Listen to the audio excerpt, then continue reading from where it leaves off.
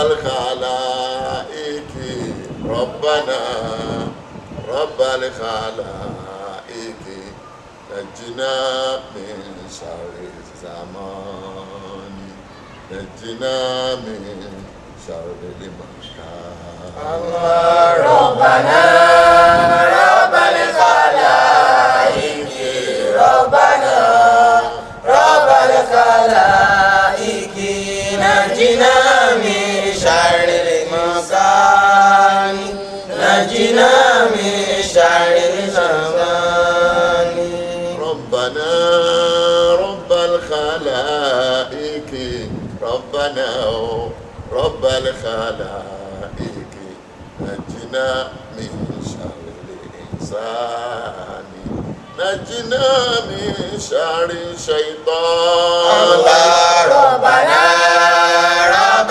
الخلائق ربنا رب الخلائق نجنا من شر الإنسان نجنا من شر الشيطان ربنا رب الخلائق ربنا رب الخلائق نجنا من شر الإنسان نجنا من شر الشيطان الله ربنا رب الخلائق ربنا رب الخلائق نجنا من شر الإنسان نجنا من شر الشيطان بسم الله الرحمن الرحيم ربنا هب لنا من أزواجنا أعوذ بالله وكفى من زوال الإيمان ومن شماتة الأعداء ومن الشيطان الرجيم بسم الله الرحمن الرحيم المصفى وأشهد أن لا إله إلا الله صاحب الصفا وأصلي وأسلم على النبي الرحمة الرؤوف المصطفى أما بعد أيها المستمعون الكرام والمشاهدون الأعزاء السلام عليكم ورحمة الله وبركاته تعالى. mo fi ọlọ́run wá ṣọ́kúrò lọ́wọ́ èṣù ẹni ẹ̀kọ́ ẹni ègbé ọlọ́run ọba tó tó wá sọ tí n sì fẹ́ nǹkan míì lẹ́yìn ẹ̀ mọ́ tí mo sì nílò nǹkan míì láti wá sọ lọ́wọ́ ẹ̀ mọ́ wípé kó má jẹ́ kí n tí jẹ́ kí ìgbàgbọ́ yẹn ó bàjẹ́ kó ṣẹlẹ̀ sí mi àtẹ̀yìn tẹ̀ ń wò mí àtẹ̀yìn sì ń gbọ́ mi bákan náà ẹ̀rín ọ̀tá kó má ṣẹlẹ̀ sẹ́ni kankan nínú èmi àti ẹ̀yin àmín. lẹ́yìn náà mo fi ọlọ́run wá ṣọ́ kúrò lọ́wọ́ èṣù ẹni tó máa ń ba gbogbo téèyàn bá fẹ́ ṣe jẹ́ kó má dọ̀dọ̀ mi nínú iṣẹ́ yìí àti ní gbogbo ìgbésí ayé mi. bákan náà ètò nípa ìṣítí tí a fẹ́ ṣe yìí àti ìrántí ó bẹ̀rẹ̀ pẹ̀lú orúkọ ọlọ́run ọba àjọkẹ́ ayé àṣàkẹ́ ọ̀run. mo gbà pé ẹyọ kan ṣoṣo ni ọlọ́run ọba tó mọ̀ pọnran gandan. mo ṣe àsàlátù ìyẹn àdúrà ìkẹ́ àti ìgẹ̀ fún ẹni tó tọ́ sí ìyẹn anabi Muhammad tí í ṣe anabi àánú tó tún ju àánú lọ tó sì jẹ́ ẹni àsàlẹ́sà sallallahu alayhi wa sallam sallallahu alayhi wa sallam sallallahu alayhi wa sallam. lẹ́yìn náà gbogbo ẹ̀yin tí ẹ̀ ń wò mí tí ẹ sì ń gbọ́ mi kí ìkẹ́ ọlọ́run àti àlàáfíà ọlọ́run kó máa bá gbogbo yín o àmín.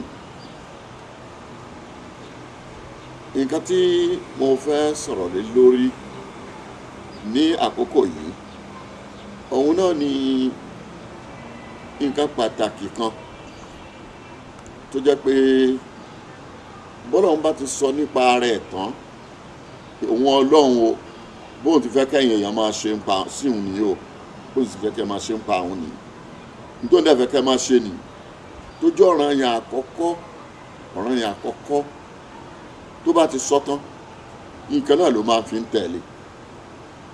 Kí ni nǹkan náà? Tí Ọlọ́run bá ti sọ tán pé òun Ọlọ́run nìkan ni ẹ gbọ́dọ̀ máa sìn, kì í ṣe àwa nìkan ló sọ fún, ó ti sọ fún àwọn tó ṣáájú wa, pàápàá jùlọ àwọn ẹlẹ́sìn méjèèjì tó ń ṣáájú wa, wọn Yahudi àti Nasara. Bẹ́ẹ̀ náà ló sọ fáwọn náà, ó tún sọ bẹ́ẹ̀ fún àwa náà.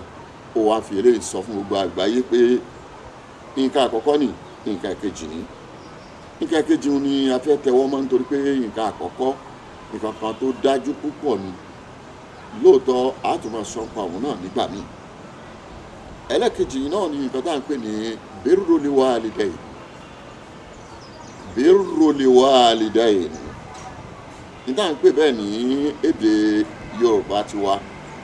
Òun náà ni ṣíṣe dáradára àṣetán pátápátá gẹ́gẹ́ bí Ọlọ́run ṣe pa wá láṣẹ sí òbí méjèèjì tí ó bá bí ni, bàbá àti ìyá. Eléyìí ló sì jẹ́ kí Ànábì Muhammad sallallahu alayhi wa sallam, ẹni tí Ọlọ́run fi Al-Qur'an rán nínú oṣù Ramadan tó sọ kalẹ̀ fún, tó fi rántí gbogbo àgbáyé, ló jẹ́ kó sọ wípé birrul walidayni salafun. Kéèyàn máa ṣe dáadáa sí àwọn òbí méjì, ìwà rere àṣeélẹ̀ bá ni. Ìtumọ̀ àṣeélẹ̀ bá ni wípé téèyàn bá ṣe bẹ́ẹ̀, ọmọ lè ṣe bẹ́ẹ̀ fóun náà tí Ọlọ́run bá fún ní ọmọ. Tó bá ṣe pé ètí ò pọ̀ bíi kẹ́nìkan má bímọ, Ọlọ́run ti mọ ọ̀nà tí ó gbà san ẹ̀san rú nǹkan bẹ́ẹ̀ fún ẹni tó bá ṣe bẹ́ẹ̀, tóní tó wúwo púpọ̀ nù. Lẹ́yìn náà, kódà Ànábì Muhammad sallallahu alayhi wa sallam ó tún sọ pé abarru li birri an yasila al-mar'u wudda abihi. Wọ́n ní Ànábì sọ wípé rere tó dáa jù téèyàn lè máa ṣe ni pé ńgbà tí ò bá sí bàbá ẹ̀ láyé mọ́, kó tó máa ṣe dáradára, kó máa láṣepọ̀, kó máa ní ṣíṣepọ̀ pẹ̀lú ọ̀rẹ́ bàbá rẹ̀ àbí àwọn ọ̀rẹ́ bàbá rẹ̀. Tó bá wá rí báyìí, yóò á máa bá mi ká lọ. Àní ibòmíì tí a ti mú gbogbo nǹkan tí a fẹ́ sọ pa yìí bí kì í ṣe nú ìwé Al-Qur'an mímọ́, èyí tí a pè ní the only solution, èyí tí a ti mú wá nínú àwọn arú ètò yìí kan tí a ti ṣe tẹ́lẹ̀, àbí tá a pè ní adequate solution. Inú ẹ̀ náà láti mú gbogbo àwọn ọ̀rọ̀ yìí. Lákọ̀ọ́kọ́, àkọ́kọ́ lọ sí inú Al-Qur'an ètò jẹ́ Suratul Baqarah níbẹ̀rẹ̀, ìyẹn Quran chapter 2 verse 83.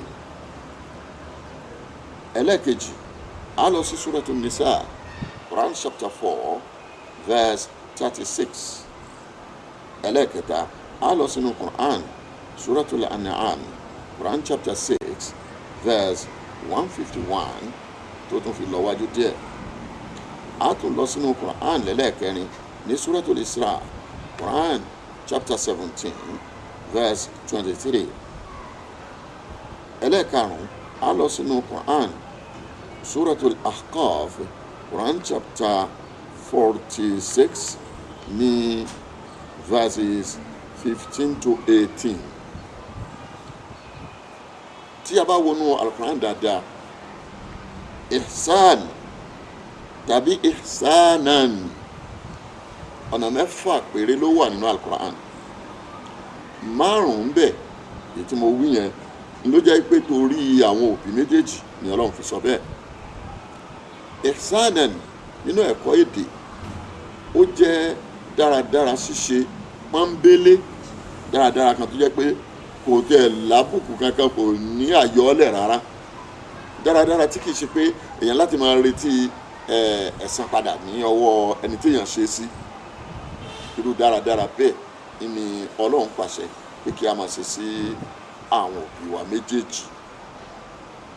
Nínú Al-Qur'an Suratul Baqarah, níbi tí mo sọ fún wa lẹ́ẹ̀kan yẹn, ní verse 83 tí mo sọ yẹn ibẹ̀ gan láti bẹ̀rẹ̀ níbi tọ́lọ́run ti sọ wípé a'udhu billahi sami'il alim minash shaitanir rajim bismillahir rahmanir rahim.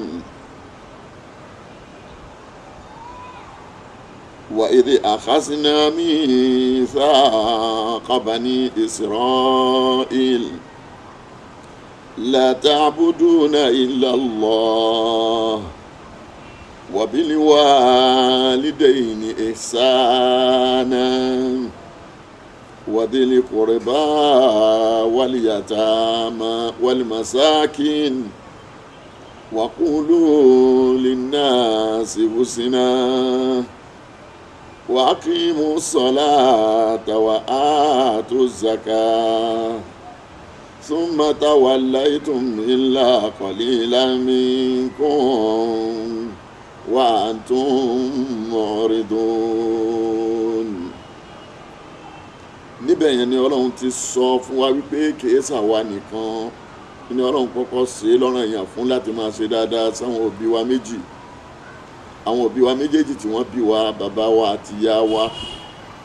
àwọn ọmọ Israel ọlọ́run ní òun gbé àdéhùn lé wọn lọ́wọ́, ó lóun gbàdéhùn lé wọn lọ́wọ́, òun sì bí wọn nítorí pé bàbá wọn Ànábì Yakub ó pè wọn kalẹ̀ nígbà tó lọ́run ti pàṣẹ fún wọn tán pé ẹ gbọ́dọ̀ yapa, ẹ sì gbọ́dọ̀ máa ṣàìṣe dáadáa sáwọn òbí méjèèjì.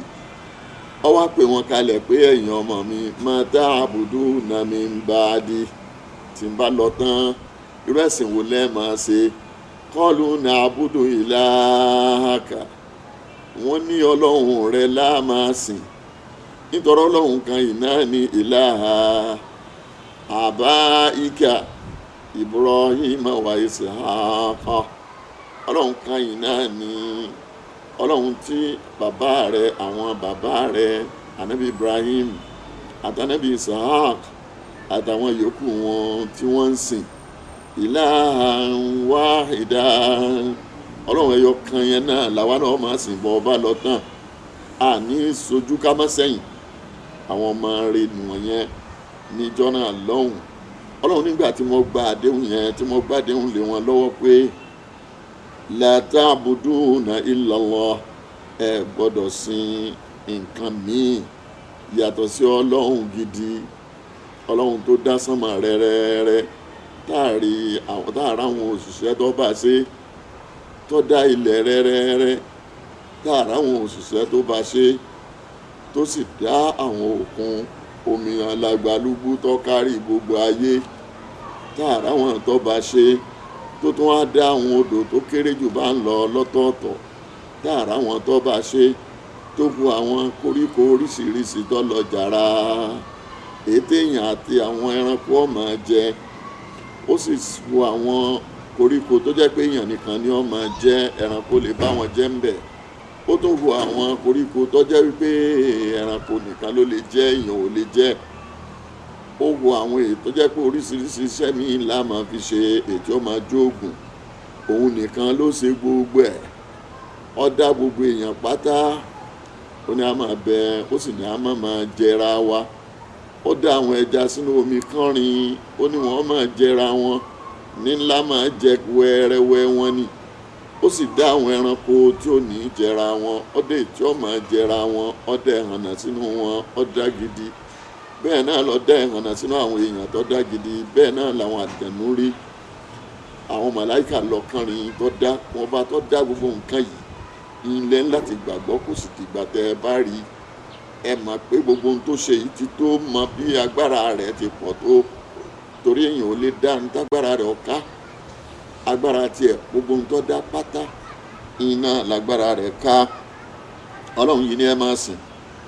wọ́n ní lẹ́yìn yẹn ń kọ́ olófin kejì tóun ó fún yín ni pé wabili walidaini ihsana, àwọn òbí yín méjèèjì, gbogbo àrọ́mọdọ́mọ yín, bàbá wọn àti ìyá wọn tó bá ti bí wọn, wọ́n gbọ́dọ̀ máa ṣe dáradára pátápátá, dáradára tí ò ní rú, tí ṣe pé yóò tún máa wẹ̀yìn kódà ó débi pé bí àwọn bá su tó bá yàgbẹ́ wọ́n gbọ́dọ̀ fọwọ́ fa wọ́n lè fi tí wọ́n bá tún ní fa wọ́n lè ṣe gbogbo agbára débi gẹ́ gbogbo nǹkan tí ìyá wọn ò lè rí ṣe lọ́dọ̀ ẹlòmíì kọ́ máa rí ṣe lọ́dọ̀ wọn gbogbo ohun tí ó lè ṣe kó mú jẹ ń bò míì kọ́ máa mú jẹ lọ́dọ̀ wọn wọn ò gbọ́dọ̀ bú wọn wọn ò sì gbọ́dọ̀ ṣe ní tí ó dá sí wọn tí ó fi jẹ́ pé ní Suratul Baqara tí Ọlọ́run ti mú nǹkan ìwà láti kọ́ mu wá ni pé ká lè mọ̀ pé kì í ṣe nation tiwa ó ní Ọlọ́run kọ́kọ́ ń bá wí nípa àṣìṣe dáradára sáwọn òbí wa méjèèjì ọ̀ràn yẹn ni kì í ṣe pé bóyá láìpẹ́ tàbí èèyàn fẹ́ràn èèyàn tàbí bàbá èèyàn fẹ́ràn èèyàn lọ́rọ̀ fẹ́ràn ò sí mbẹ́ wọ́n bá máa fẹ́ràn ẹ̀ tó láàsì ọgbọ́dọ̀ máa ṣe dáadáa sí wọn ní kódà ẹ̀sìn wọn ọba àmọ́ papọ̀ mọ́ tiẹ̀ ọgbọ́dọ̀ máa ṣe dáadáa sí wọn ní ìyẹn gan-an ni kókó àkọ́kọ́ lẹ́yìn sísìn Ọlọ́run tó kàn Ọlọ́run ọ̀kan fẹ́ kí wọ́n di Ọlọ́run kejì ní òfin pé ká máa sìn wọ́n nítorí náà dáradára tápó kódà bẹ́sìn yín ò papọ̀ ò gbọ́dọ̀ torí ọ̀fìyà jẹ wọ́n ò gbọ́dọ̀ kọ̀ wọ́n sílẹ̀ ò gbọ́dọ̀ pa wọ́n tì ò gbọ́dọ̀ má tọ́jú wọn ò gbọ́dọ̀ má mójútó wọn ò gbọ́dọ̀ má fẹ́ràn wọn dé gbogbo inú ọkàn rẹ lẹ́yìn náà lọ́lọ́run tó wá fún àwọn nǹkan míì kún wọn wọ́dé lẹ́kùnrin bá àwọn tí wọ́n bá tún já lásùnmọ́ rẹ àwọn gan lásùnmọ́ àkọ́kọ́ tó ga jù lẹ́yìn náà lọ́wọ́ àkà àwọn ọmọ ìyá rẹ àwọn ọmọ bàbá rẹ máa ṣe dáadáa sí wọn dáadáa yẹn tòkè gbọ́dọ̀ wá sálẹ̀ tìsàlẹ̀ gbọ́dọ̀ wókè ẹni tó bá rí ṣe ó gbọ́dọ̀ ṣe fẹ́ni tó rí bó bá ti mọ bágbára ẹ̀ bá ti mọ ẹni tó rí ṣe náà gbọ́dọ̀ jíyàn dáadáa sẹ́ni tó rí ṣe ó gbọ́dọ̀ wá dóńkè ta rẹ̀ kọ́ mọ́ wá gbé òfé kínní kan ó máa rojọ́ ẹ̀ káàkiri kọ́sà máa dà á láàmú. wálé yàtà máa lẹ́yìn náà àwọn ọmọ òrukàn dọ́wọ́ yín o ẹ̀yin ọmọ Israel wálé màsákìní àti gbogbo ayé Ọlọ́run ní bẹ́ẹ̀ náà ni àwọn aláìní wọ́n dọ́wọ́ yín lẹ́yìn náà waqulu linnasi husna ọ̀rọ̀ dáadáa ní kẹ́ ẹ máa sọ fáwọn èèyàn ẹ má jẹ́ni tí wọ́n máa sọ̀rọ̀ burúkú sáwọn èèyàn ẹ má sì máa sọ̀rọ̀ tí ó dáa nípa àwọn èèyàn waqimu salata lẹ́yìn náà ẹ tún máa kírun lásìkò wa atu zaka ẹ má sì sáláì máa kó owó jọ láàrin ara yín ètò à ń pè ní zakat ṣùgbọ́n thumma tawallaytum illa qalilan minkum Ọlọ́run ní lẹ́yìn náà ọ̀pọ̀lọpọ̀ wọn ni ọ̀gbọ́ràn àwọn ni wọ́n máa takò àwọn òbí wọn ọ̀pọ̀lọpọ̀ wọn ní òkú òun ò nídìí bàbá òun ò nídìí ìyá òun ò sì lè sin lọ́hùn ẹ bá bẹ ẹlòmíì pé irú ẹ̀sìn wo ló ń sin lẹ́sìn níbi wọ́n pè lẹ́sìn. And what is religion? What is it about? Do we need it? I don't believe we need it. So bẹ́ẹ̀ sì ni a ní díẹ̀ òfin ní àtàṣẹ tí Ọlọ́run pa fún wa kí sì láti fi máa tẹ̀lé àṣẹ Ọlọ́run ní ọ̀pọ̀lọpọ̀ wọn lọ́takú tí ò ṣe ń dá wíjì tábà tó wò inú Quran ẹlẹ́ẹ̀kejì tí mo sọ ti Quran chapter 4 verse 36 níbi tọ́lọ́run ti ní wa'budullaha wala tushriku bihi shay'an nǹkan kan náà lọ́lọ́run tó ń sọ Ọlọ́run ní ẹ máa sin òun Ọlọ́run ẹ sì gbọ́dọ̀ pa nǹkan kan pọ̀ mọ́ òun Ọlọ́run lẹ́yìn náà wàbílí wàlídẹ́yìnì ihsana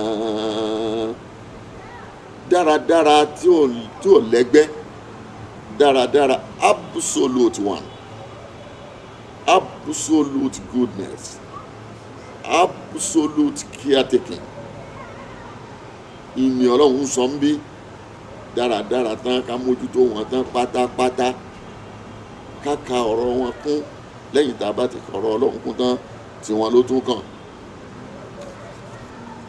Ọlọ́run ní in ló tún kàn lẹ́yìn tẹ́ bá ti ń sìnmi Ọlọ́run tó wá karó ìtọ́ka lẹ́ẹ̀kan bí àwọn alásùnmọ́ àwọn ọmọ òrukàn àwọn aláìní àti àwọn àlìjáre zélíkùrìbá àwọn èèyàn tí wọ́n bá jẹ́ èèyàn rẹ tẹ́ ẹjọ́ ń gbé tẹ́ pé ìran kan náà nìyí mọ̀lẹ́bí kan náà nìyí ẹ sì jọ ń gbé ṣe dáadáa sí wọn lẹ́yìn tàwọn eléyìn wàlìjáre lè jónúbi àtàwọn alájọgbé tí wọ́n ṣe ìran kan náà ṣe èèyàn kan náà ẹ tún gbọ́dọ̀ máa ṣe dáadáa sí wọn mara yín rí kálukú wa kọ́lé ni wọ́n sọ ibi ìbèlè jàǹbí àwọn tó jẹ́ pé ẹ múra yín lọ́rẹ̀ẹ́ ẹ kàn jọ ń gbé ẹ̀sùn mọ́ra yín ni ẹ gbọ́dọ̀ máa ṣe dáadáa sí wọn. wabna sabili ibn sabil àwọn ọmọ orí ìrìn, àwọn arìnrìn àjò ìbá máa parọ́ kọ̀ọ̀kan ọ́ wọ́n sọ pé irọ́ nípa ó lè ní kò sí lọ́mọ orí ìrìn. tó bá ti lọ́mọ orí ìrìn lòun bóyá tó fẹ́ dànù kò sí dọ́kàn wọ̀ pẹ̀lú yín. ọ gbọ́dọ̀ ṣe dáadáa sí wa ma malakati aymanukum àtàwọn òṣìṣẹ́ yín, ẹ̀yin ọ̀gá, ẹ̀yin alágbára tẹ níṣẹ́ tẹ nílé iṣẹ́, ọ̀ranyàn ni àwọn ọmọọṣẹ́ yín ẹ gbọ́dọ̀ ṣe dáadáa sí wọn. dírẹ́fà rẹ kó wàá sọ di ẹran, kó sọ di dìndìnrín. òṣìṣẹ́ rẹ tàbí kó máa gbé ṣépè, kó máa pẹ́ wèrè lẹ́yìn, olòṣì lẹ́yìn, ẹ̀yin ò lè ní láárí. èèwọ̀ ni ọ gbọ́dọ̀ máa sọ bẹ́ẹ̀ sí wọn. wa ma malakati aymanukum ọ gbọ́dọ̀ máa ṣe dáadáa sí àwọn tó ń rí lò, tó ń mú ṣiṣẹ́. inna Allah la yuhibbu man kana mukhtalan fakhura. ọlọ́run ló wọn fẹ́ràn àwọn èèyàn tí wọ́n máa fà wọn tí ń bẹ lábẹ́ wọn sóge. a máa yan á sọ̀rọ̀ burúkú sí wọn pé ẹ̀yin kò lè dá fẹ́yìn mọ́, ẹ̀yin játijá tí wọ́n ẹ̀jẹ̀ yín tẹ́ tí ká yín kúrò máa jẹ́ wọn yìí ẹ wá ń bí ìfowópamọ́ ṣe. àwọn ọ̀rọ̀ táwọn ìkà àtàwọn aláìrántí ọlọ́run máa ń sọ. a gbọ́dọ̀ mọ̀ wípé ọ̀ranyàn ni pé tí ọlọ́run bá pa àṣẹ kan fún wa, kò sí ìhà àti igun náà àbí igun tí ọ̀rọ̀ náà lè kọ sí wa tí a fi gbọ́dọ̀ fojú kékeré wò. ìdílé yìí ó ti dọ̀nà méjì láti ka Quran fúnra wa nísìn. nítorí kíni? nítorí pé ó di ọ̀ranyàn fún wa láti mójútó ọ̀rọ̀ àwọn òbí. kì í ṣe nǹkan tá a kàn lérò pé a ṣe àmújẹ. ọmọ tí bá ń ṣerú ẹ̀ ń bẹ mọ̀ pé nínú orin Yorùbá kan tí wọ́n máa ń kọ, wọ́n ní ọmọ tó mọ ya rẹ lójú o òṣì ni ó tọ́ ọmọ náà pa. ọmọ tó mọ ya rẹ lójú o òṣì ni ó tọ́ ọmọ náà pa. ìyá tó jìyà pọ̀ lórí rẹ̀, bàbá tó jìyà pọ̀ lórí rẹ̀, ọmọ tó mọ ya rẹ lójú o òṣì ni ó tọ́ ọmọ náà pa. àwọn èèyàn Yorùbá ni wọ́n ti gbé orin yẹn kalẹ̀ jẹ́ pé wọ́n ti mọ̀ wípé àwọn èèyàn wọ́n máa fẹ́ lu òfin yìí. nítorí ẹ̀ iná ni wọ́n fi ṣètò tó jẹ́ pé wọ́n gbèrò orin yìí kalẹ̀. kódà níjọ́ kan ẹnìkan lọ béèrè lọ́wọ́ Ànábì Muhammad sallallahu alayhi wa sallam wípé ìwà Ànábì bòrò ti jẹ́ a fẹ́ béèrè lọ́wọ́ rẹ̀ nínú bàbá nù ìyá ta ni ká máa ṣe dáadáa sí jù. Ànábì Muhammad sallallahu alayhi wa sallam ó wá ń sọ fún ẹni yẹn pé ummuka ìyá rẹ̀. ó tún béèrè lẹ́ẹ̀kejì, Ànábì tó ní ummuka ìyá rẹ̀ ní number 1. ó tún bí lẹ́ẹ̀kẹta, Ànábì ní ummuka summa abuka ìyá rẹ̀ lẹ́ẹ̀kẹta. ó ní lẹ́yìn náà ó wá kan bàbá rẹ̀. àwa bàbá a gbọ́dọ̀ bínú, a gbọ́dọ̀ ṣaláìjọ tẹ́ wa lọ́rùn pé Ọlọ́run sọ bẹ́ẹ̀. nítorí tí ò bá fi ṣe dáadáa sí ọmọ yẹn ti dá nǹkan kí nǹkan míì Ọlọ́run kó là wá ní èèwọ̀ ni. nítorí pé ìyá rẹ̀ ó ní lásìkò tí ó ti bọ́ sára ìyá rẹ̀ tán tó ti lóyún ẹ̀ ní kékeré ń ló ti lẹ́tọ̀ọ́ sí dáadáa yẹn. kò bá àwa bíi tán kọ́ mọ́ rí, kò bá àwa bíi tán kọ́ mọ́ ṣàǹfààní kankan fún un, ó gbọ́dọ̀ ṣe dáadáa sí ni. ọ̀ranyàn ni, túláàsì ni. nítorí kíni? Ọlọ́run ní ìwà Ànábì Muhammad sallallahu alayhi wa sallam, Ọlọ́run ní jẹ́ kí n sọ fún ẹ, ìyẹn ni tí inú Suratul An'am ó náà ní ẹ̀kẹta. Ọlọ́run ní ìwà Ànábì Muhammad qul ta'alaw, ọkàn tiẹ̀ gan wá pé àwọn èèyàn sọ pé ẹ máa bọ̀ atlu ma harrama rabbukum alaykum, kí n ka ọ̀rọ̀ t'Ọlọ́run sọ kalẹ̀, àwọn nǹkan tó ṣe ní èèwọ̀ fún yín tẹ́ ẹ gbọ́dọ̀ máa ṣe, tẹ́ ẹ sì gbọ́dọ̀ máa ṣe. Allah tushiriku bihi shay'an ọlọ́run lẹ gbọ́dọ̀ sìn nǹkan mi pẹ̀lú òun ọlọ́run ọba nínú Suratul An'am ọlọ́run ní ẹ gbọ́dọ̀ sìn nǹkan mi pẹ̀lú mi kí ẹ̀ wá sọ gbọ́dọ̀ wọ́n lé wọ́n máa kírun wọ́n máa lọ mọ́sálásí wọ́n máa ṣẹ̀sìn wọ́n máa gbààwẹ̀ wọ́n máa ṣe gbogbo ẹ̀ ṣùgbọ́n orò lé àwọn òun tó máa ṣe eégún lé àwọn òun tó máa ṣe àwọn kan tí wọ́n bẹ ní àwọn ìlú kan lóríṣiríṣi kálukú ló ní ìṣẹ̀dálẹ̀ tiẹ̀ òun tó máa ṣe èèwọ̀ ní nǹkan kan ò gbọ́dọ̀ kún ọlọ́run nípa sísìn torí àwọn nǹkan yẹn ò sí ń bẹ̀ nígbà tọ́lọ́run ń dá ọ bí nǹkan kan bá bò ọ lójú dẹ́nìkan fi ń sọ pé bóyá omi kan tàbí ìyá rẹ̀ sọ fún ọ pé bóyá omi kan ní nǹkan kan ní rárá o gbọ́dọ̀ sìn wọ́n nítorí ẹ̀ lọ́lọ́run ọjọ́ jẹ́ kọ́lọ́run wọ́n sọ ń bò mí pé wà ń já àdáàkà àwọn òbí rẹ̀ méjèèjì dáná máa ṣe dáadáa fún wà ń já àdáàkà àlà àǹtúṣiríkà bíi máa lè ṣàlákà bíi ẹni ń falá tó tẹ̀lé rẹ̀ mọ́ táwọn méjèèjì bá ní kọ́ wa máa sin nǹkan mí ìyàtọ̀ sọ́lọ́run ibẹ̀ yẹn nìkan ló ti gbọ́dọ̀ tẹ̀lé wọn nítorí pé òfin yẹn ó ṣáájú tiwọn ó gbọ́dọ̀ dá wọn lóhùn má ṣe bẹ́ẹ̀ ń tiẹ̀ má bá wọn ṣe ọlọ́run ní ẹ gbọ́dọ̀ pa nǹkan kan pọ̀ míì mọ́ òun wabili walidayni ihsana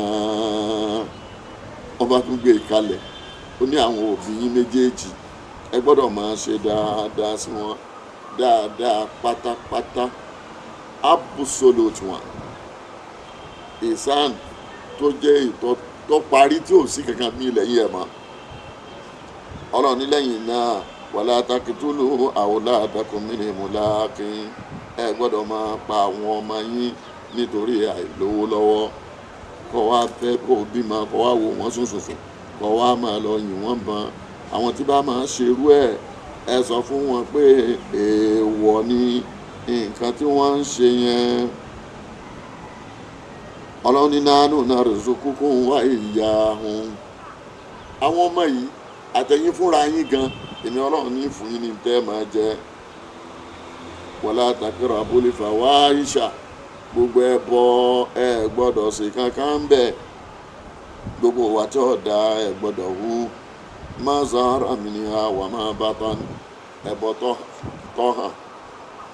tọ́hàn gbangba àtẹbọ tí ó hàn wala taqtulun nafsa allati harramallahu illa bil haqqi ẹ sì gbọ́dọ̀ mọ́ pa èèyàn ẹ gbọ́dọ̀ mọ́ para yín èèwọ̀ ni ọlọ́run ní ẹ má máa ṣe bẹ́ẹ̀ ọlọ́run ní dhalikum wasaqum bihi la'allakum taqilun ọlọ́run ní àwọn àsọtẹ́lẹ̀ tó ń sọ fún yín nìyí o tẹ́ ẹ bá ṣe é àjẹpẹ́ dọlọ́gbọ́n ṣùgbọ́n tẹ́ ẹ bá ṣe é ọpọlọ yóò ṣiṣẹ́ déédéé o ẹ ti yá lọ mọ̀ tó gbogbo àwọn èèyàn tí ń bá ṣe ìwà tí ọ̀dà sí àwọn òbí wọn nǹkan tí wọ́n ń ṣe yìí nǹkan tó burú púpọ̀ ni ó ti di ọ̀nà mẹ́ta tí ọlọ́run ti fìdí àwọn ọ̀rọ̀ yìí múlẹ̀ fún wa ọlọ́run ní ẹ gbọ́dọ̀ máa sí nǹkan ní ìyàtọ̀ sí wọn ọlọ́run ọba ẹ sì gbọ́dọ̀ jẹ́ ọmọ yín láti máa rò ìgbà ìbá ti kírun náà bàbá ti kírun tọ́ba tó wà láti máa ṣe ìgbésẹ̀ gbogbo ẹ̀ náà ló fi jẹ́ pé tọ́lọ́run wí nìkan ńlẹ́ máa ṣe ẹ gbọ́dọ̀ mọ̀ wípé òun ọlọ́run ọba òun èé ṣe ọba kan tí ó mọ̀ tí ń ṣe tó ń bá ní ẹ ṣe ni ẹ máa ṣe nígbà tó tún wá kúrò ń bẹ̀ yẹn nínú Suratul Isra èyí tí mo pè fún alẹ́ kan Quran chapter 17 ní verse 23 ọlọ́run ní wa qada rabbuka ọlọ́run ní mo ti pàṣẹ wà nábì sọ fún wọn pé ọlọ́run ọba rẹ ó ti pàṣẹ alla ta'budu illa iyyahu iná lọ́lọ́run fi ń bẹ̀rẹ̀ ní gbogbo inú àyà wọn yẹn ọlọ́run ní ẹ gbọ́dọ̀ sí nǹkan mi yàtọ̀ sóhun ọlọ́run ẹ gbọ́dọ̀ sí pẹ̀lú òun ẹ gbọ́dọ̀ sí mọ́ òun bọ́lọ́run ti sọ̀rọ̀ yẹn tán tó sọ wípé ó dé wọ̀ fẹ́yìn èèyàn láti máa sin nǹkan mí yàtọ̀ sóhun ọlọ́run ọba. Lẹ́yìn náà ó tún ní wabili walidaini ihsana, dáadáa pátápátá ẹ gbọ́dọ̀ ṣe é sí àwọn òbí yín. Bí a ti ń wí bọ̀ náà, imma yablughanna indakal kibara, ọlọ́run rí pé àwọn aláìgbọràn ń bẹ tí wọ́n máa gbé òun lọ skul lọ́wọ́ ni ẹni lọ́jọ́ ọ̀rá yìí párapárapárapárá. Ọlọ́run ní imma yablughanna indakal kibara, ọlọ́run wá rí pé àwọn àsìkò kan wà tó tún wà more critical, more important, tó jẹ́ pé ó tún ṣe pàtàkì, tó jásìkò tó lọ́pọ̀ mọ́ra wọn. Àsìkò náà ni pé tí àwọn òbí méjèèjì náà bá lọ dàgbà mọ́ ọ lọ́wọ́, tí wọ́n bá ikú tí wọ́n fi darúgbó, ọwọ́ àdìwà ọ̀gbọ́dọ̀ tó láàsì ní àádọ́hùnmọ́ ìbáàṣẹ nìkan nù wọn, àwòkìlà àhùnmọ́ ìbáàṣẹ àwọn méjèèjì. Sọ ma pé èèyàn lọ́wọ́ á le jù nígbà bàbá ti dàgbà tí ìyá ti dàgbà, tẹ́ pé wọ́n ti máa pe ẹran léèyàn, wọ́n sì máa pe èèyàn lẹ́ran. Nítorí náà ẹ gbọ́dọ̀ láíláí ẹ gbọ́dọ̀ má ṣe dáadáa sí wọn nítorí pé wọ́n ti dàgbà. Wọ́n dàgbà kò ní kí ẹ má ṣe dáadáa sí wọn. Ẹ gbọ́dọ̀, ìgbà yẹn gan ló tiẹ̀ wá dọ̀ràn yàn, nítorí pé wọ́n ti dọ̀lẹ, ẹran wọlé, wọ́n mọ̀ pé àkànkẹ́ o, wọ́n mọ̀ kì í bí èèyàn. Béèyàn bá sì wọlé, wọ́n mọ̀ lè bí ẹran káìkáìkáì. Ìgbà yẹn gan lọ̀rọ̀ dojú ẹ̀, nítorí pé wọ́n ti dọ̀lẹ. Wala taquli lahuma uffin, ẹ gbọ́dọ̀ ṣe sí ọ̀sí wọn. Ìyá rẹ kò gbọ́dọ̀ yàgbẹ́ àbótọ̀ àbóṣekọ wa máa dìgbìní dìmú, kọ́ wa máa sọ pé wọ́n ń disturb wáìfù rẹ, irú kí wọ́n á nì, àbí kọ́ lọ gbé jù sọ́sibítù tó ní débẹ̀, tó ti bó ti náwó sọ́sibítù kí wọ́n máa tẹ́kẹ̀ ààrẹ mẹ́tò. Ìwọ náà tún gbọ́dọ̀ máa lọ rẹ̀, o tún gbọ́dọ̀ máa mójútó wọn tí wọ́n máa rí ọ lẹ́gbẹ̀ẹ́ wọn. Wala tanharihuma, o sì gbọ́dọ̀ jágbe mọ́ wọn, o gbọ́dọ̀ ṣe ṣe ọ wọn, o gbọ́dọ̀ fọwọ́ dìímú fún wọn, o sì gbọ́dọ̀ jágbe mọ́ wọn. Wa qul lahuma qawlan karima, àwọn ọ̀rọ̀ tó jẹ́ alápọ̀nlé, respect tó ga jù láyé tí ó sì bẹ́ẹ̀ nìkan kan míì ilẹ̀ gbọ́dọ̀ máa ṣe fún wọn. Ẹlòmíì bàjẹ́ tó bá ti ráwọn àlejò yóò máa gbó mọ́ ìyá rẹ̀ àti bàbá rẹ̀ ni. Bí ìyá rẹ̀ bá tẹ̀jà dàgbà náà mọ́ ni ọmọ tí bá ti ní kẹ́ mọ́ wà bímọ, àbí kẹ́lòmíì máa pè ìyá rẹ̀ níbi bí pápá kàrà ní ìyá rẹ̀ ta á ní ìyá aláka, tí ìyá rẹ̀ bá bí ìbejì lẹ́yìn á ní ìyá ìbejì, kò wá ṣe ìyá tiẹ̀ mọ́. Ó gbọ́dọ̀ máa dùn wọ́n nú níbi àwọn àlejò rẹ̀ ti dé, ìwọ ti dèèyàn ńlá, bẹ́ẹ̀ ni kò wọ́n pé màámi bàámi dáàdì mi bàbá mi láàrin àwọn èèyàn, inú wọn máa dùn nísìn. Ìwọ́n tó bá wá ń fi nǹkan míì pè wọ́n, tàbí ìyá olóko ńlá, ìyá tẹ wá di ìyá olóko ńlá, ọ wá di ìyá alábà ńlá, nítorí kíni? Nítorí pé o ti dèèyàn ńlá. Èèwọ̀ ni, o gbọ́dọ̀ máa respect wọn, kó máa pọ́n wọn lé. Ọlọ́run ní wahfid lahuma janaha zulli minar rahma, nípa àánú ṣíṣe o gbọ́dọ̀ rẹ ìyá apá rẹ lẹ̀ fún wọn, o gbọ́dọ̀ ga apá sí wọn, ọ̀gá apá sóbi ọ̀ráyé yẹn. Èèwọ̀ ni, o gbọ́dọ̀ ṣe. Ẹni tó bá sì ṣe ní ti Ọlọ́run ní kéèyàn má ṣe, kó máa retí ní tọ́lọ́run ó ṣe fún. Náà Ọlọ́run ló sọ bẹ́ẹ̀ fún Ànábì Muhammad níbi tá ń kà yẹn. Ọlọ́run ní o tún gbọ́dọ̀ máa ṣàdúrà fún wọn nígbà wọn bá ń bẹ láyé. Àdúrà ni o máa ṣe fún wọn.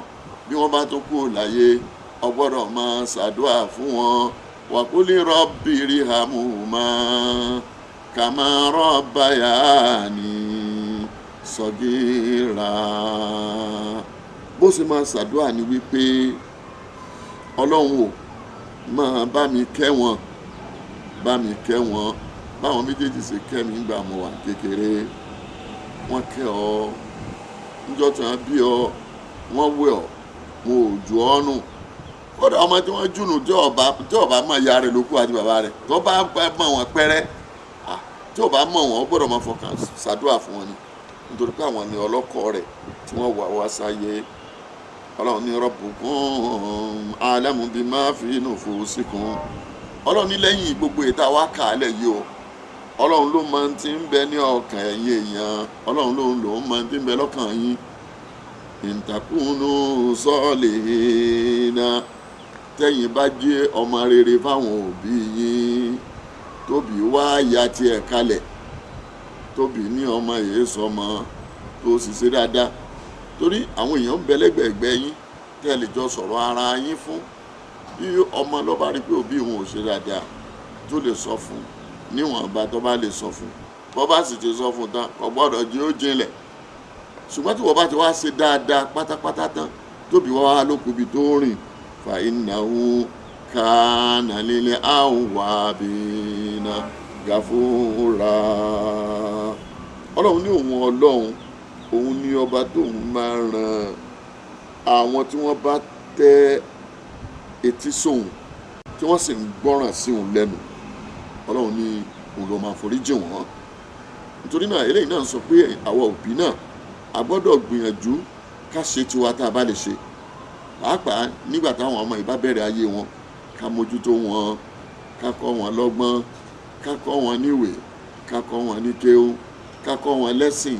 ẹni tí ì bá ṣe mùsùlùmí ó gbọ́dọ̀ kọ́ ọmọ ẹ̀ lẹ́sìn. ọmọ tí ò bá ti lẹ́sìn yóò yàtà pàǹpà kalẹ̀ náà ni. ọkọ̀ fi ọlọ́run hàn náà, lẹ́yìn náà lọ́wọ́ àmọ́ sọ fún pé ọlọ́run ní àṣẹ báyìí, ó ní àṣẹ báyìí. nígbà náà ni ó yé wípé àsọ̀rọ̀ àyàn ni kí n ṣe dáadáa sáwọn òbí mi méjèèjì. ìsáàn nǹkan òkú, ìsáànà nǹkan òkú, ètí ṣe ẹlẹ́ẹ̀karùn-ún ó ní ètò ṣẹlẹ̀ nínú Suratul Aqaf, níbi tí mo pè ní Quran chapter 46 ní verse 15 dé 18. ọlọ́run ní wa wassayna al-insana biwalidayhi ihsanan. ọlọ́run ní a ti sàsọtẹ́lẹ̀ fún àwọn èèyàn, a ti kìlọ̀ fún àwọn èèyàn pé wọ́n máa ṣe dáadáa pátápátá sáwọn òbí wọn méjèèjì. wá jẹ́ ń sọ̀dí fún yín, hamalati ummuhu kurhan, pẹ̀lú túláàsì inú ìyá rẹ̀ fi lóyún ẹ̀. ẹ̀yin ọkùnrin àtobìnrin tẹ́ ń lóyún, ẹ mọ̀ ìgbà tẹ́ ẹ bá fẹ́ ṣeré pọ̀ ọmọ, ẹ mọ̀ bí ti máa ń lọ́pọ̀ mọ́ra wọn, bí gbogbo ẹ̀ ti máa ń ní wàhálà nú, pẹ̀lú wàhálà ló fi lóyún ẹ̀. wada'athu kurhan, nígbà ọmọ yẹn bá dẹ̀ tún wà nú ìyá rẹ̀ náà, wàhálà ni. obìnrin náà máa játọ́, omi ọmọ síntọ́, omi gbọ́dọ̀ lóògùn tí wọ́n máa lò, yọ ọmọ rẹ̀, ó lè má lè jẹun, ó lè máa ṣe oríṣiríṣi wàhálà ló lè máa ṣẹlẹ̀. wada'athu kurhan, nígbà tí ọba tó bí ọmọ yìí, nǹkan ńlá mà tó ní ọjọ́ ọ̀hún tí wọ́n máa kébò sí láì rẹni nà, tí wọ́n máa sáré, tí wọ́n máa fún ẹnu pọ̀. wàhálà yẹn wà ga, pẹ̀lú wàhálà náà ni yóò tún fi bímọ náà.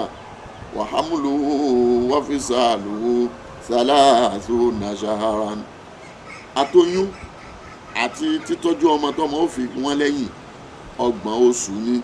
wọ́n fẹ́ bó tiẹ̀ jẹ́ pé lásìkò yìí àwa ń rò pé kò pọ̀ 30 oṣù, kò sí bí òṣèré 30 oṣù wọn bá àsáré bímọ lé, kò dí lọ́wọ́ tọ́mọ yẹn òfin ní máa wà lábẹ́ ìtọ́jú ọmọdé fún odidi 30 oṣù.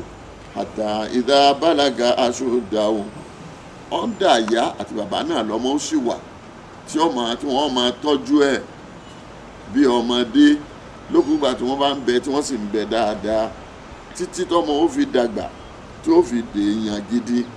wa balaga arba'ina sana, tí ó wá di ọmọ 40 ọdún. kọ́là tó bá ti dìgbà téèyàn d40 ọdún, iṣẹ́ tọ́lọ́run yàn ní téèyàn gbọ́dọ̀ ṣe ni pé kó sọ pé Rabbi awzi'ni, ọlọ́run yọ̀ǹda fún mi, gbà mí láàyè, àná ashkura ni'mataka allati an'amta alayya, kọ́ mi bí n ti ṣe lè máa dúpẹ́ oore tó ṣe fún mi. wàhálà walidayya, àdúrà tó máa gbọ́dọ̀ máa ṣe ní tó bá ti dọmọ 40 ọdún. ìbá àpá àwọn èèyàn jọ wọ́n sọ pé kí wọ́n bá ń ṣàdúrà, àdúrà yẹn nígbà tó d40 ọdún ọmọ dà púpọ̀. àwọn tó máa sọ pé èyí sọgọ́jọ èyí ṣe bẹ́ẹ̀dì, kí ni ń jẹ́ bẹ́ẹ̀dì, kò ní ìdí tọ́lọ́run fi ka 40 ọdún tó sì fi ní kéèyàn tó kọ́ téèyàn máa wí tó kọ́ sílẹ̀. wa an a'mala salihan tardahu, ìnákùná nìkan ni ó yẹ kí ẹnikẹ́ni ó ná, ìbá àpò 40 ọdún, ìbá àpá 50, tó bá pàdúrà lọ fẹ́ máa ṣe lórí pé ọlọ́run dáhùn sí, kò sí nǹkan tó jù lọ́wọ́. ṣùgbọ́n kó wá bẹ̀rẹ̀ kó wá lọ máa kọ́ tíjọ, kó máa nánàkúnà, kó máa ṣe tí ọ̀dà, kó káwọn èèyàn jọ, káwọn ọkùnrin àtobìnrin wọ́n máa bára wọn ṣe tí Islam ò fọwọ́ sí. Gbogbo àwọn eléyìí gan-an ló burú jù ń bẹ̀. Ṣùgbọ́n láti lógójì ọdún èèyàn bá dógójì ọdún èèyàn gbọ́dọ̀ máa ṣàdúrà. Àdúrà Ọlọ́run kọ́ wáyé àti oore tí wọ́n Ọlọ́run ṣe fún àwọn òbí mi méjèèjì. Wa ana amala salihan tardahu, Ọlọ́run jẹ́ ń lè máa ṣeré láyé mi. Wa aslih li fi zurriyyati, àwọn àrọ́mọdọ́mọ mi bá mi tún wọn ṣe, má jẹ́ wọn bàjẹ́, má jẹ́ sọ̀rọ̀ ààyè nu wọn. Inni tubtu ilayka wa innani minal muslimin wa inni minal muslimin. Mo túbà o, gbogbo àwọn ẹ̀ṣẹ̀ wíníwíní tó lè ọmọdé lè máa jẹ ẹ̀ṣẹ̀ tí mo ti ṣẹ̀, Ọlọ́run foríjì mi o, mo ti dàgbà. Àti tí èèyàn bá dógójì ọdún èèyàn dàgbà. Ṣé àwọn àwọn ilé ìbò náà máa sọ pé a fool at 40 is going to be fool forever. Ẹni tó bá gọ̀ nígbà ọ̀dọ́ ọmọ ogójì ọdún yóò gọ̀ tí ó fi kú ni. Eléyìí ò lè gbọ́n mọ́. Ṣùgbọ́n nínú àkọọ́lẹ̀ tọ́lọ́run nípa yóò dáa fún yàn kò dáa fún yàn. Kò mí pé ogójì ọdún ló gbọ́dọ̀ bẹ̀rẹ̀ sí dáa fún yàn. Ó lè bẹ̀rẹ̀ ṣáájú ẹ̀, ó lè bẹ̀rẹ̀ ńgbà náà, ó lè bẹ̀rẹ̀ lẹ́yìn ẹ̀. Ọlọ́run ní àwọn tí wọ́n bá ṣe dáadáa báyẹn ulaika alladhina, àwọn yẹn ni yataqabbalu anhum nataqabbalu anhum ahsana ma amilu. Àwọn yẹn ni ó jẹ́ wípé à ń láti gba iṣẹ́ rí gbogbo tí wọ́n ṣe wa natajawazu an sayyi'atihim. Ọlọ́run nírú àwọn yẹn á forí ẹ̀ṣẹ̀ wọn jì wọ́n tí wọ́n bá ṣe dáadáa báwọn tí wọ́n ṣàdúrà nígbà wọn dógójì ọdún fi ashabil jannati, ara àwọn ọmọ àlìjánà sì ni wọ́n wa'da sidiq. Ọlọ́run ni mo ṣàdéhùn yẹn fún wọn alladhina kanu yu'adun, àdéhùn tí mo ṣe fún wọn ni. Ọlọ́run ní wàlàdí, lẹ́yìn gbogbo ń tà wá wí, wàlàdí qala liwalidayhi uffin lakuma, ọmọ tó bá lòun ọ̀gbọ́ tọ́lẹ̀ hànà lòun tó sọ fáwọn òbí rẹ̀ méjèèjì pé ṣé ọ yín kí lẹ jẹ́, kò sí ń tẹ́ fi ń ṣe, òun ò ní ṣe dáadáa sí yín, òun ò ní kà yín kún, òun ò ní ṣe yín ní bàbá, òun ò ní ṣe yín níyà, wọ́n sá máa ṣayé òun fúnra òun ni kó náà máa retí kè yá ní bọ̀ bá yá.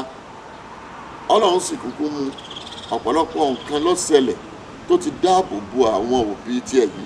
Èyí tó yẹ pé kò lè rọ́nà tóun fi lè débẹ̀ tí ó fi dáàbò bo òun nígbà tó ń nà bá dàgbà. Ẹni tó bá sọ pé ṣé ọ fáwọn òbí rẹ̀ tó ní gbogbo ohun tó lọ́run sọ yìí òun ọ̀gbà, Ọlọ́run ti mọ̀ pé àwọn kan wà tó sọ pé I don't care whatever you people are talking about, I don't want to know. Òun ò kí à ń tó òun ò sì fẹ́ mọ̀. Gbogbo tẹ́ bá rí kẹ́ máa sọ wọn bá pọ̀ Ọlọ́run sọ kíní kan kọ̀ọ̀kan. Ọlọ́run lẹ́yìn tó bá ṣe bẹ́ẹ̀ tó wá ní ata ìdá nìní ànúhù rajà wa kọ́dé láti Al-Qur'an mi tó wá ní wọ́n máa ń sọ fún un pé Ọlọ́run ní kí wọ́n má ṣe nǹkan tó wá dìgbà kan Ọlọ́run wà mú un jáde yóò wà gbé òun dìde. Ọlọ́run ọmọ wa bí òun léèrè bó lóun ti ṣe sáwọn òbí òun méjèèjì. Ṣe báwọn kan ti lọ látijọ́ èyí tán ti ṣayé wọn tán ṣe wọ́n dẹ̀ lówó, wọ́n ní kinní kan nìkan nu kò mọ̀ bí rẹ̀ kò sí lọ́hùn ó sì ṣayé rẹ̀ ó dẹ̀ wá òkè.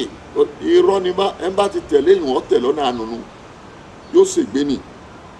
Wàhùnmá àwọn òbí méjèèjì yẹn yasitagisa ni lọ́ọ̀hà, àwọn àgbẹ̀ Ọlọ́run wá gbà mí, Ọlọ́run mọ̀ gbà wá, abẹ́ ìwà aládùúgbò wàhálà tá a ṣe lórí ọmọ yìí wá wo bó ti dààmú wa lọ́wọ́ ni. Táwọn òbí bá ti lè ń wí báyẹn wọ́n ń bẹ Ọlọ́run pé kó ràn wọ́n lọ́wọ́ lórí ẹ̀ nìyẹn, toró ti sọ pé àwọn òbí wọn ò lágbára lórí òun, kí ni wọ́n fi òun ṣe?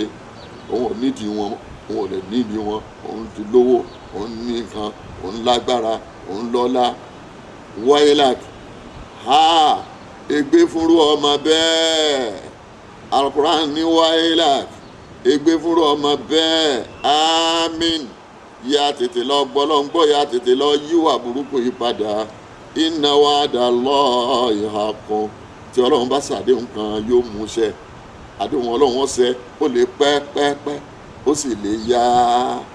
Ọ gbọ́dọ̀ ṣe ń tó ń ṣe mọ́.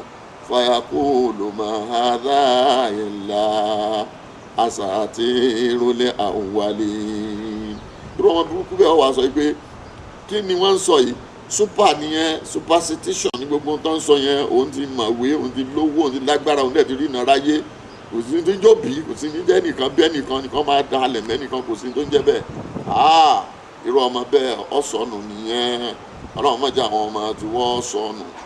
ọlọ́run má jẹ́ wọn máa tí wọ́n sọnù, ọlọ́run jẹ́ wọn gbọ́ràn, ọlọ́run jẹ́ wọn tẹ̀ láṣẹ ọlọ́run ló pàṣẹ, ọlọ́run ní ẹ gbọ́dọ̀ ṣe bẹ́ẹ̀ mọ́, ọlọ́run ní ìhùlẹ̀ ayíká kàálẹ̀ ìhùn lè ka olú àwọn tí wọ́n bá ṣe báwọn nínú àwọn èèyàn ọ̀rọ̀ ọlọ́run tó sọ pé òun ó fìyà jẹ umami kọ́díkà láti ní kọ́bìlì yẹn, òun fìyà jẹ àwọn tí wọ́n ṣe bẹ́ẹ̀, àdéhùn tóun ti ṣe láti jọ̀hún lórí àwọn tí wọ́n ti kọ́ lọ ṣáájú yín minal jinni wal ins àtẹ̀yìn àtàlìjẹ̀nú lòun ṣe àdéhùn yẹn fún pé ẹ gbọ́dọ̀ ṣe nǹkan yìí ẹ sì gbọ́dọ̀ máa ṣe dáadáa sáwọn òbí yín. So àwọn tó bá ní jẹ́ hànà àdéhùn tóun ṣe kó òun fìyà jẹ wọ́n yóò ṣẹ lórí àwọn àtijọ́ òun yóò ṣẹ lórí àwọn àtìsìn náà innahum kanu khasirin àdéhùn ọlọ́run wá ṣe lórí wọn ọlọ́run ni wọ́n ṣòfò ní ẹni tó bá ti ṣe bẹ́ẹ̀ tó takú mọ́ ọlọ́run lọ́wọ́ yóò ṣòfò. Quran ló sọ bẹ́ẹ̀ nítorí náà ọlọ́run ò ní já ṣòfò, ọlọ́run ṣàánú wa má já ṣòfò má já àwọn ọmọ wa ṣòfò. A gbọ́dọ̀ pé àwọn ọmọ wa kalẹ̀ pàápàá jùlọ àwọn ọmọ tá à ń bí sílùú àwọn ọ̀làjú nílùú òyìnbó nílùú àwọn alágbára wọ̀nyí, a gbọ́dọ̀ pé wọ́n kalẹ̀ ká ṣàlàyé fún wọn dáadáa, ká jẹ́ ó yé wọn, ká jẹ́ wọn mọ̀ wípé inna wa'dallahi haqqun, àdéhùn ọlọ́run tó bá ṣe àdéhùn tí ó ṣẹlẹ̀ ní, àdéhùn òdodo ní, àdéhùn gidi ní, àdéhùn tí ọlọ́run bá ṣe kọ̀sẹ̀ tó lè pé ó má ṣẹlẹ̀. Wa kana wa'dullahi maf'ula. Àdéhùn ọlọ́run yìí máa ṣẹlẹ̀ ní o, eléyìí kì í ṣe pé whether you like it or not, o gbọ́dọ̀ like ẹ̀ kó gbogbo wa like ẹ̀ ó ṣàǹfààní fún ọ ju kọ́ wá jẹ́ pé wọ́n ṣẹ̀ ń fọ́ ọ̀sẹ̀ wọ́n mọ ẹ̀ tipátipá lọ. Nítorí náà ó dọwọ́ wa, a gbọ́dọ̀ mọ̀ wípé ọlọ́run tó dá wa ó nídìí tó fi dá wa wá sáyé, òun ló sì dá wa kó sí bá ti fẹ́ gbéraga. Ọlọ́run tẹ̀ sọ́nù Al-Qur'an níbi kan pé wọn náà kí ló dé tí wọ́n ń sọ̀rọ̀ fún ọ tó gbọ́, kí ló dé tó fi ní gbọ́ràn, ìtaniwọ́ ó ń tẹ̀lẹ̀ gìrìgìrì káàkiri, ó lè fọ́lẹ̀ èèyàn yọkan ò lè tẹ̀lẹ̀ kí lè fi lu, ó lè lu ilẹ̀. walan tablughal jibala tula lan takhriqal arda walan tablughal jibala tula, ó lè lu ilẹ̀ gbẹ́ngbẹ́ o ti dọlọ́lá o ti dọ èèyàn ńlá àwọn òbí rẹ lọ́wọ́ wá fi sóge èèwọ̀ ni ọmọ kankan ọ̀pọ̀lọpọ̀ máa ṣe bẹ́ẹ̀. ó sì lè ga tóòkè ọba wú tó ń gan yìí tó ṣe gbogbo ẹ̀ ó lè ga tóòkè gbogbo agbára rẹ kò ju ó lè wa mọ́tò méjì bọ̀ lẹ́ẹ̀kan náà kọ́ gbẹ́sẹ̀ kan nu mọ́tò kan kọ́ gbẹ́sẹ̀ kan nu ọ̀kan kọ́ máa wà lọ ó lè ṣe nígbà wà lẹ tó bá ó ṣe wá di ẹni tí ń jọ ara rẹ̀ lójú tọ́lọ̀ wá ní o ṣe bẹ́ẹ̀ yẹn sáwọn òbí ẹ̀ tọ́ wá nítorí pé wọn ò ti mọ̀wé bíi tiẹ̀ nítorí pé wọn àti lágbára bíi tiẹ̀ àbí bóyá wọn ò fún ọ ní nǹkan gbà kéke àbí bóyá wọn ò tọ́jú rẹ̀ àbí bóyá o ò rí wọn àbí ó rí o ló bí ọ ìyá rẹ̀ nù bàbá rẹ̀ nù á tó ń bọ̀ bọ́sì ọwọ́ á rí ọwọ́ á ṣe gbogbo nǹkan tán ẹni tó bá ti ń ṣe bẹ́ẹ̀ déédéé ẹni tó ṣe kúfùrù sí ọlọ́run ni déédéé ẹni tó ṣàìmọ̀re sọ́lọ́run lẹ́ni tó ṣe kúfùrù sáwọn òbí ẹ̀ méjì kúfùrù ìran kúfùrù kan ìran yíya kèfèrí kan náà ló jẹ́ torí náà ó dọwọ́ gbogbo wa tá à ń gbọ́ wa àwọn òbí yóò dọwọ́ wa a gbọ́dọ̀ fa àwọn ọmọ wa létí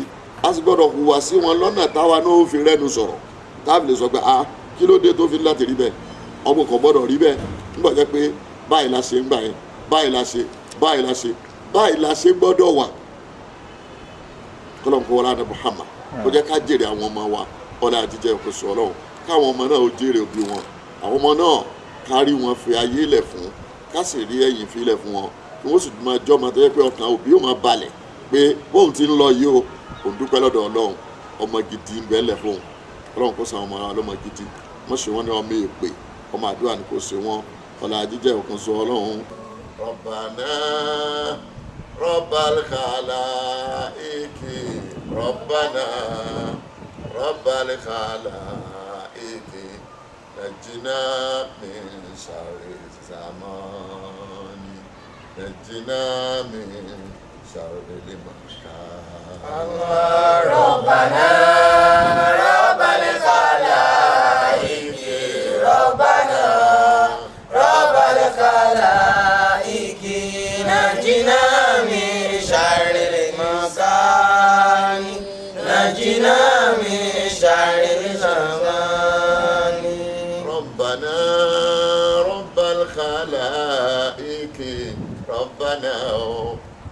الخلائق نجنا من شر الإنسان نجنا من شر الشيطان ربنا رب الخلائق ربنا رب الخلائق نجنا من شر الإنسان نجنا من شر الشيطان ربنا رب الخلائق ربنا رب الخلائق نجنا من شر الإنسان نجنا من شر الشيطان الله ربنا رب الخلائق ربنا رب الخلائق نجنا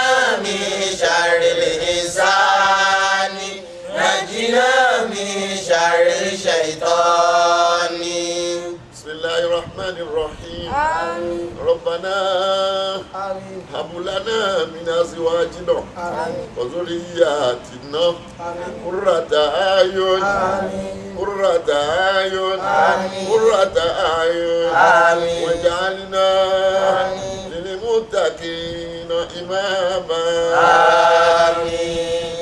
ربنا اجعلني مقيم الصلاة رب اجعلني مقيم الصلاة رب اجعلني مقيم الصلاة ومن ذريتي ربنا وتقبل دعاء سبحان ربك رب العزة عما يصفون وسلام على المرسلين والحمد لله رب العالمين وصلوا على النبي المصطفى صلى الله عليه وسلم ọlọ́njà sóríire àmín àmín o àwọn bá nu Ọlọ́run pàdé àmín àwọn bá nu Ọlọ́run pàdé àmín o gbogbo wa àmín àwa ò bá nu Ọlọ́run pàdé